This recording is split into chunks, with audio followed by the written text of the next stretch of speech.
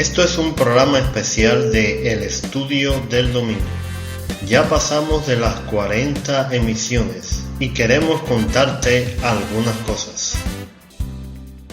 40 programas. Lo que parecía una utopía o un sueño lejano llegó para quedarse y transformar la realidad de quienes lo esperamos cada domingo con ansias. En la emisión de hoy estaremos conociendo más sobre el programa El Estudio del Domingo. Sobre sus inicios y planes futuros hablaremos hoy con su realizador. Sean bienvenidos. Dios te bendiga y muchas felicidades, Mefístoles, por haber emprendido este proyecto y haberlo mantenido. He sido testigo de cuánto empeño le has puesto. Ahora sí, ¿estás listo para la primera pregunta? ¿Cómo surge el Estudio del Domingo? Es interesante esta pregunta. El Estudio del Domingo surgió como una página personal en Facebook, el 14 de septiembre del 2017, donde publicaba estudios míos o de otras personas. Mi idea en ese momento siempre fue ser algo más dinámico, pero el tiempo se fue dilatando. Con el inicio de la pandemia de la COVID-19 en marzo del 2020 y luego al declarar la cuarentena en el país, la imposibilidad de reunirnos todos juntos en el local de reunión y que nos separáramos entonces en pequeños grupos de adoración, pues fue lo que motivó a que comenzara a grabar estos estudios cortos de la palabra de Dios y compartirlos en el grupo de WhatsApp de la iglesia. ¿Qué nombre le podíamos poner? Ya estaba el del Estudio del Domingo, ¿no?, en la página de Facebook, y fue el que escogimos. Y así se llamó, El Estudio del Domingo. El primer programa se emitió el día 4 de abril del año 2020. ¿Cuál es el objetivo central del programa? El objetivo central del programa es presentar estudios cortos, apegados a la palabra de Dios, y que sean de edificación a la iglesia. ¿Por qué cortos? Sabemos lo caro que son los megas y la internet en Cuba. Por eso es que no deben pesar mucho, ¿no? Sin embargo, a pesar de eso, ¿no?, de que son pequeños o cortos, no dejan de tener sustancia, ¿no?, de tener un contenido edificante para aquel que lo escuche. ¿En qué momento decidiste convertirlo en un programa de podcast? Cuando me encontré un servicio de podcast que fuera fácil de usar y que lo pudiera compartir en Facebook, lo que sucedió en el tercer programa, pues entonces dimos el salto al podcast, ¿no? Es una plataforma que no es gratuita, pero sus servicios que no son de pago nos van bien. Ahora también estamos en iVoox, que es una plataforma de distribución de podcast en español, y en el directorio de podcast Cubapop, que se dedica a visibilizar los podcasts hechos y producidos por cubanos. Además que tiene una excelente herramienta para Telegram que permite a los usuarios pues descargar el podcast y ahorrar megas, algo que hemos usado mucho en nuestro grupo de Telegram. Inicialmente, ¿para qué público fue creado? Como te decía al principio, para la iglesia donde sirvo como predicador. Las transcripciones de los 3 primeros programas las puse en la página de Facebook y fue tan buena la acogida que me dije, ¿por qué no hacerlo público y aprovechar las ventajas de internet para alcanzar a más hispanos con el mensaje de la palabra de Dios? Y así fue como dejó de ser un podcast local para una iglesia local y se convirtió en un podcast para que todo aquel que lo desee pues lo pueda escuchar y crecer espiritualmente con él. Tengo entendido que el podcast forma parte de un macroproyecto. ¿Puedes hablarnos de eso? Sí, tienes razón. La idea inicial la hemos ido dando vueltas. Creamos un proyecto, cual agradezco mucho a mi padre que me ha ayudado en esto, que llamamos Viva y Eficaz Estudio. Un ministerio para producir materiales audiovisuales centrados en la palabra de Dios para Cuba e Hispanoamérica. Y ya aparte del podcast estamos trabajando en un programa de radio y un programa para YouTube. También tenemos la idea de crear como un centro de edición y producción de materiales audiovisuales, una biblioteca para que tener material de estudio y que otros hermanos de nuestro país pues se sumen al proyecto, podamos construir contenidos que sean de utilidad a la Iglesia del Señor en Cuba. ¿De dónde escuchan el programa en la actualidad? Sé que has traspasado ya la frontera y eso nos da mucha alegría a todos aquellos que te hemos apoyado y seguido en este proyecto.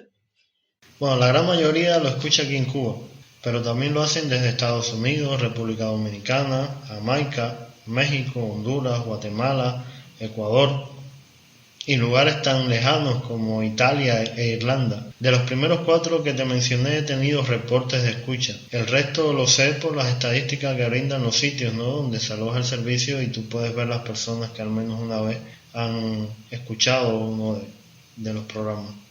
¿Cuáles han sido los principales obstáculos que se han presentado? Desde el punto de vista personal es difícil. Es difícil mantener un programa semanal con tantas cosas que uno le tiene que dedicar tiempo, ¿no? Y resumir el contenido para que quede en el tiempo justo y diga lo que la palabra de Dios desea enseñarnos. Esto ya también lleva tiempo, ¿no?, de pensar lo que tú vas a decir y después grabar el programa, editar el programa y luego subirlo a las distintas plataformas de distribución. Si a eso le sumamos los problemas tecnológicos de no contar con un buen equipo, y más que un buen equipo, un lugar donde grabar. Lo tienes que hacer de madrugada, esperar que los perros dejen de ladrar, que los gallos canten o que pase un carro y esto te arruine la grabación. De hecho, muchos programas han salido con algo de ambientación por esto. Hubo uno que todo el tiempo estaba lloviendo. Era hacerlo así o no hacerlo, ¿no? Y el otro caso son los recursos económicos. Como sabes, internet cuesta y cuesta bastante aquí en Cuba. Hay veces que el programa no ha salido porque no tengo datos y no ha salido el domingo, ha salido otro día.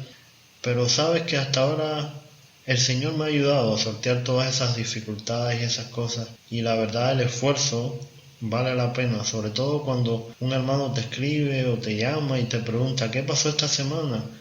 Que no subiste el audio. O te dicen, ya extrañaba el estudio de este domingo. De acuerdo a tu juicio, ¿cuáles son los elementos positivos? El mundo ha pasado por una situación sin precedentes y en el segundo episodio de este programa pues hablábamos de eso y el ejemplo del profeta Joel y cómo eso nos puede enseñar o servir a nosotros en el futuro. Hoy creo que los hermanos esperan todos los domingos que escuchar el estudio. Otra cosa positiva que podemos señalar es que hemos crecido en las plataformas en las que somos visibles. Pueden ser, digamos, que algunos de esos elementos positivos, ¿no? Lo principal creo que es que aquellos que nos oyen sean edificados por la palabra del Señor, que aprendan o reflexionen en lo que Dios nos quiere hacer ver. Ya para mí eso es más que suficiente. ¿Qué esperas para el futuro del programa? Bueno, que pueda continuar más allá de que se controle la situación esta de la pandemia, que fue lo que dio origen a que saliera al aire el estudio del domingo. Que podamos saltar también al video, que el Señor ponga en el corazón de algunos hermanos en ayudarnos con los recursos tecnológicos para mejorar la calidad de los audios y que también hagamos videos. Y que otros hermanos de Cuba se sumen al proyecto y otras ideas, ¿no?, puedan salir y programas se puedan producir para que la iglesia tenga contenidos sanos que edifiquen al cuerpo de Cristo. ¿Alguna anécdota que puedas compartir con los amigos y hermanos que nos escuchan? Sí, por supuesto. En agosto del año pasado, el 2020, recordarás que estábamos en una actividad de jóvenes en Florida, aquí en Camagüey. Sí, ya sé, tú como joven y yo como responsable de los jóvenes. Y en la piscina alguien ponía música de su teléfono por la amplificación local y oímos el intro del estudio el domingo y mi voz y nos miramos asombrados tú y yo, ¿no? La hermana que estaba poniendo la música nos dice que su mamá, que vive en Jamaica, todos los domingos lo oye y se lo envía a ella por WhatsApp para que lo escuche. Fue algo maravilloso saberlo. Esta entrevista que estamos haciendo, ¿no? Tú tuviste que grabar las preguntas en un closet metida y enviármelas y yo ahora estoy grabando las respuestas y después tengo que editarlo todo para hacer el segundo programa especial mientras tú estás trabajando ahora mismo en un centro de aislamiento para pacientes sospechosos de la COVID-19, de lo que me siento muy orgulloso, ¿no? Son cosas que nunca se olvidan. Muchas gracias por esta entrevista. Deseo que el Señor continúe bendiciendo todo lo que haces por la iglesia y la edificación de los hermanos. Y antes de despedirnos, me gustaría que nos recordaras las vías de comunicación. Y usted, amigo oyente, Contáctenos. No olvide que también puede ser parte de nosotros. Recuerde reportar su sintonía a través de mensajes de audio. Déjenos saber desde dónde nos escucha, así como sugerencias para mejorar el programa. Ahora sí, Mefi. Por favor, recuérdenos las vías de comunicación. Dios les bendiga. Sí, hermano, nos puede contactar por Gmail, Facebook o Telegram como Compartiendo Estudio. Todo junto. Repito, por Gmail, Facebook o Telegram como Compartiendo Estudio. Todo junto. Y también aprovechamos para lanzar nuestra página en internet. La tenemos ya hace un tiempo, pero por si no lo saben, compartiendoestudio.wordpress.com. Repito, compartiendoestudio.wordpress.com. Allí vamos a estar publicando algunas informaciones colaterales o aclarando algún tipo de preguntas de contenidos que no podemos abarcar en el estudio del domingo cuando sale el podcast al aire. Allí que le pueda ayudar, además de anunciar cualquier tipo de evento, encuestas, este tipo de cosas.